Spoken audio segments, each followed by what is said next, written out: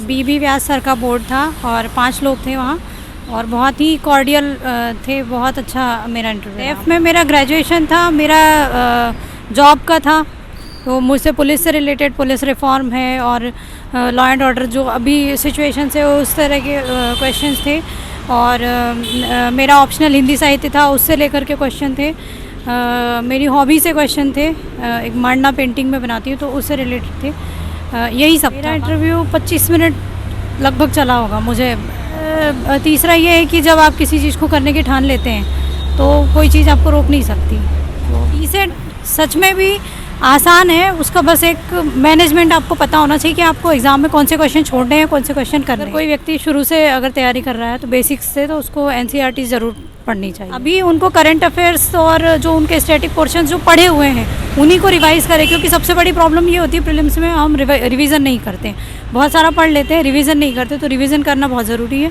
और प्रैक्टिस करें question paper daily basis पर। डेली कम से कम एक क्वेश्चन पेपर सॉल्व करें। 100 जो क्वेश्चन होते हैं उसमें लगभग। नमस्कार दोस्तों, वीडियो में आगे बढ़ने से पहले अनअकैडमी लेके आया है अनअकैडमी लर्निंग फेस्टिवल, जिसमें आप 45 डे प्लस सब्सक्रिप्शन प्राप्त कर सकते हैं केवल 299 में, जिसमें आप IIT JEE क्लास 11 to 12 या फिर नीट यूजी की प्रिपरेशन कर सकते हैं, जो वैलिड 30 अप्रैल तक है। जिसमें आप सबसे अच्छी बात यह है कि लाइव क्लासेस टॉप एजुकेटर के द्वारा ली जाएगी, 24/7 डाउट सॉल्विंग चलेगा और पर्सनल गाइडेंस मिलेगा। इसी के साथ साथ एकेडमिक कैरियर काउंसलिंग भी ली जाएगी। आज ही सब्सक्रिप्शन लीजिए और अपनी तैयारी को बेहतरीन बनाइए। इसके लिए लिंक आपको डिस्क्रिप्शन में मिल जाएगा। इसी के अलावा अनअकैडमी लेके आया है यूपीएससी CSE कॉम्बैट, जो 1 मई को 11 बजे होने जा रहा है, जिसमें आपको 60 मिनट के अंदर 56 क्वेश्चन करने हैं, जो एकदम यूपीएससी CSE प्रीलिम्स पर आधारित होगा। अगर इस कॉम्बैट में आपकी रैंक 1 to 3 आ जाती है तो 90% स्कॉलरशिप मिलेगी। अगर 4 to 10 आ जाती है तो 75% स्कॉलरशिप मिलेगी। तो दोस्तों, देरी किस बात की, आज ही इनरोल करें और अपनी यूपीएससी CSE की प्रिपरेशन को शानदार और बेहतरीन बनाएं। इसके लिए सबसे पहले डिस्क्रिप्शन में दिए गए लिंक पर जाएं और क्लिक करते ही आप हमारा कोड SU इस्तेमाल करना ना भूलें। तो जल्दी से जाइए और अपनी तैयारी को शानदार और बेहतरीन बनाइए। सोनू परमार है और मध्य प्रदेश की रहने वाली हूँ। वहीं से मेरी एजुकेशन भी पूरी हुई है और वर्तमान में मैं उज्जैन में DYSP के पद पर कार्यरत हूँ। अच्छा, DYSP भी है। ओके मैम, आपका जो है कि कौन सा बोर्ड था और कितने मेंबर? बीबी व्यास सर का बोर्ड था और 5 लोग थे वहाँ और बहुत ही कॉर्डियल थे। बहुत अच्छा मेरा इंटरव्यू रहा, मुझे बहुत अच्छा लगा। आपका मीडियम क्या था ma'am? Hindi medium. Hindi medium, yes. Ma'am, आपके डेफ में क्या था? डेफ से किस टाइप से क्वेश्चन? डेफ में मेरा ग्रेजुएशन था, मेरा जॉब का था, तो मुझसे पुलिस से रिलेटेड पुलिस रिफॉर्म है और लॉ एंड ऑर्डर जो अभी सिचुएशन से उस तरह के क्वेश्चंस थे। और मेरा ऑप्शनल हिंदी साहित्य था, उससे लेकर के क्वेश्चन थे। मेरी हॉबी से क्वेश्चन थे, एक मांडना पेंटिंग में बनाती हूँ तो उससे रिलेटेड थे। यही सब था। बाकी जनरल क्वेश्चन से क्वेश्चन आते हैं, उसी तरह से इन्हीं सब चीज़ों पे क्वेश्चन पूछे। मैम, आपका इंटरव्यू कितना देर चला है और ओवरऑल कितने परसेंट आपने क्वेश्चन का जो है आंसर दिया? मेरा इंटरव्यू 25 मिनट लगभग चला होगा। मुझे इतना लगा कि 25 मिनट से ऊपर रहा होगा। और आपका अटेम्प्ट कौन सा है? ये मेरा 5th अटेम्प्ट है। और मैम, अभी तक यूपीएससी की जर्नी में कौन कौन सा स्टेज तक पहुंची है? मैंने इसके पहले मेंस दिया था 19 वाला, मेरा क्लियर नहीं हुआ था मेंस। मैम, इस समय जो ये करंट इशू जो है रसिया यूक्रेन या फिर श्रीलंका जो क्राइसिस है, उस पर क्वेश्चन पूछे गए थे करंट पे किस टाइप? हाँ, मुझसे नहीं पूछे गए। आपसे नहीं पूछे गए? हाँ। मैम, जैसे कि अभी DYSP की पोस्ट पे आप काम कर रही हैं, तो सर्विस के साथ में कैसे टाइम निकालती हैं यूपीएससी की प्रिपरेशन के लिए? छुट्टियां भी ली है मैंने बीच में, और जो टाइम बचता था उस टाइम में मैं दूसरी चीज़ों में लगाने के बजाय मैं पढ़ाई में लगाती थी। और तीसरा ये है कि जब आप किसी चीज़ को करने की ठान लेते हैं तो कोई चीज़ आपको रोक नहीं सकती। तो बस ये लगन होनी चाहिए और फिर उसके हिसाब से हमारी मेहनत होनी चाहिए। मैम, प्रीलिम्स की बात करी जाए तो आपका हिंदी मीडियम है। हिंदी मीडियम में कहा जाता है कि प्रीलिम्स में CSET का होना बहुत मुश्किल हो जाता है।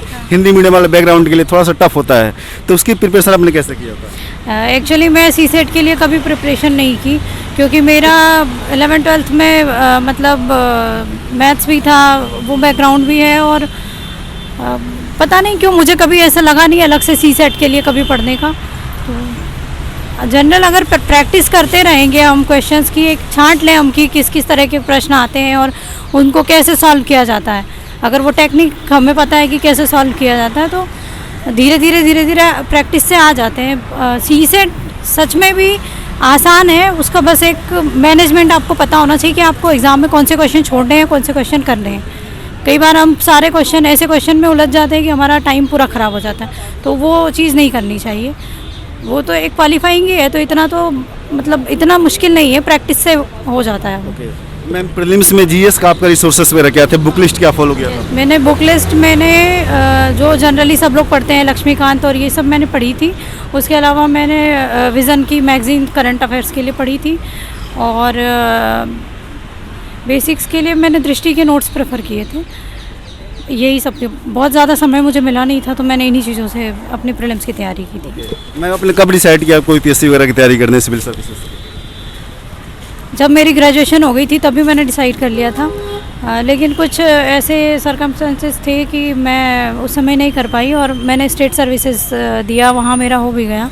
तो अब जब मेरे अनुकूल परिस्थितियाँ थी तो इस बार मैंने पूरी मेहनत से दिया है, अब देखते हैं क्या होता है। मैम आप जब तैयारी करने का ठाना आपने सोचा, तो कहाँ से रिसोर्सेस, मतलब फर्स्ट रिसोर्सेस जो आपके थे, कौन सा कंटेंट आपने पहला मतलब कि वो पिक किया था? मैंने स्टेट सर्विसेज की तैयारी शुरू की थी, तो स्टेट सर्विसेज में मैंने वहाँ इंदौर से वेदांत एकेडमी से क्लासेस ली थी। उन्हीं का कंटेंट मैंने सबसे पहले प्रेफर किया था, उन्हीं के कंटेंट से मैंने अपना जीएस तैयार किया था। तो उसके बाद में मैंने दृष्टि के नोट्स प्रेफर किए थे, मेरे एक फ्रेंड ने बताया था कि बहुत अच्छे नोट्स है ऐसे। मैम एनसीईआरटी कितना इंपॉर्टेंट रोल है एनसीईआरटी पे? एनसीईआरटी बहुत इंपॉर्टेंट है, लेकिन मेरे पास इतना समय नहीं रहा जब मैं तैयारी कर रही थी, तो मैं नहीं कर पाई। लेकिन अगर कोई व्यक्ति शुरू से अगर तैयारी कर रहा है तो बेसिक्स से, तो उसको एनसीईआरटी ज़रूर पढ़नी चाहिए। मेन सेंसर राइटिंग की बात करिए मैम, तो उसका स्किल दिन पर दिन कैसे इन्हांस और डेवलप करना होता है, उसके लिए कैसे काम करना होता है? सबसे पहला तो ये है कि नॉलेज होना चाहिए। पहले हम लोग पढ़ लें, 6 महीने जो नए तैयारी शुरू करते हैं वो लोग पहले दिन से लिखने का ऐसा नहीं होता है, उनको कम से कम 6-8 महीने देना चाहिए करंट अफेयर्स को, जीएस को, जो स्टैटिक पोर्शन है उसे, और चीज़ों को समझना चाहिए, पुराने पेपर्स एनालिसिस करना चाहिए उनका, उसके बाद फिर शुरू करना चाहिए। और अगर कोई व्यक्ति इस स्थिति में है कि वो पहले दिन से लिख सकता है तो उसे लिखना चाहिए, नहीं तो थोड़ा सा टाइम दे करके, क्योंकि कई बार हम कंपेयर करने लगते हैं कि हम अच्छे से लिख पा रहे हैं कि नहीं, देखो उसने कितना अच्छा लिखा, मैंने अच्छा नहीं लिखा, तो ये डीमोटिवेट होते हैं इससे। तो मैंने तो मेंस के समय पे लिखा था, और उसके पहले प्रीलिम्स के और मेंस के बीच में जब टाइम मिला था तब मैंने। मैम कोई ऐसा कंडीशनल क्वेश्चन और इंटरव्यू में पूछा गया जैसे पीएम डीएम सीएम इस टाइप से बना दिया जाए, कई केस स्टडी या फिर एथिकल क्वेश्चन कुछ पूछेंगे आपसे? नहीं, मुझसे ऐसे कोई क्वेश्चन, मैं तैयार थी, मुझे लग रहा था कि मैं फील्ड में हूँ तो मुझसे पूछा जा सकता है, लेकिन ऐसे कोई क्वेश्चन नहीं पूछे। मैम पुलिसिंग पे एक क्वेश्चन थे? हाँ, पुलिसिंग पे क्वेश्चन थे, पुलिस रिफॉर्म पे थे, क्या पुलिस रिफॉर्म्स होने चाहिए और क्या है, और क्या ज़रूरत है, कैसे पुलिस की शुरुआत हुई और पहले कैसी थी, अब क्या है। और मैं उज्जैन में पोस्टेड हूँ, तो वहाँ की कम्युनल अगर कोई चीज़ें हैं तो उससे रिलेटेड क्वेश्चंस थे। मैं चूँकि मेरा एक बेटा भी है, तो मैंने कैसे बैलेंस किया उसमें, और एज ए लेडी ऑफिसर मुझे क्या क्या चैलेंजेस फेस करने पड़े, ये सारी चीज़ें मुझसे पूछी गई थी। मैम जैसे आपके पास टाइम भी कम होता होगा, ऑब्वियसली अब जैसे कि अभी आप सर्विस में और आपसे 1 साल का बेटा भी है, तो टाइम कम मिलता होगा। ऐसा कहा जाता है कि पीएससी के लिए 18-18 घंटे पढ़ने होते हैं, 20-20 घंटे पढ़ने होते हैं, इसके पीछे की रियलिटी क्या, कितना घंटे पढ़ाई गई तो सफिशिएंट है? अगर डेली 8 घंटे, 8 से 10 घंटे हम डेली पढ़ रहे हैं ईमानदारी से, तो सफिशिएंट है, क्योंकि यूपीएससी में केवल किताबों में लिखा वही नहीं आता, आप व्यवहारिक ज्ञान भी बहुत ज़रूरी है। आप बाहर निकलते हैं, चीज़ें देखते हैं, उनको किस तरह से सोचते हैं, आप यहाँ खड़े हैं, आप यहाँ कोई चीज़ अगर ऐसी देखेंगे उसके बारे में आप सोचेंगे कि इसको कैसे ठीक किया जा सकता है, तो ये चीज़ें भी बहुत ज़रूरी हैं। केस स्टडीज़ हुई या कोई सिचुएशनल क्वेश्चन रहते हैं तो वो उसी से सॉल्व होते हैं, किताबों में घुसकर नहीं होते हैं। तो ऐसा नहीं है कि केवल किताबें पढ़ने से 18 घंटे आप पास हो जाएंगे। ओके मैम, पाँचवा अटेम्प्ट है आपका, इसके पहले 4 अटेम्प्ट हमने दिया, आपने एनालाइज किया होगा कहाँ कमी रह गई थी, और खास करके हिंदी मीडियम के आप हैं तो कहाँ कमियाँ रह जाती हिंदी मीडियम वाले स्टूडेंट?